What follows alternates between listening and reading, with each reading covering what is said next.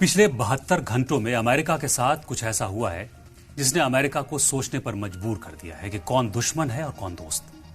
दुश्मन का वार और दोस्त की दगाबाजी, दोनों का मजा पिछले 72 घंटों में अमेरिका को मिला है। अमेरिका के लिए कहना गलत नहीं होगा कि जिन पे तकिया था वही पत्ते हवा देने लगे। इस वक्त अमेरिका के लिए ईरान जंग एक ऐसी मुसीबत बन गई है जो न उगलते बन रही है न निगलते। पिछले 72 घंटों ने जंग की बिसात पलट कर रख दी है। एक तरफ ईरान ने समंदर में अमेरिकी नाकेबंदी को चिढ़ाते हुए अपने 52 जहाज निकाल लिए, तो दूसरी तरफ पाकिस्तान ने ईरान के लिए जमीनी दरवाजे खोलकर अमेरिका की घेराबंदी को नाकाम कर दिया। आज अमेरिका उस दोराहे पर खड़ा है जहां से पीछे हटना अफगानिस्तान और वियतनाम से भी बड़ी जिल्लत होगी। आगे बढ़ना खुद को तबाही की आग में झोंकने जैसा है। एक तरफ ट्रंप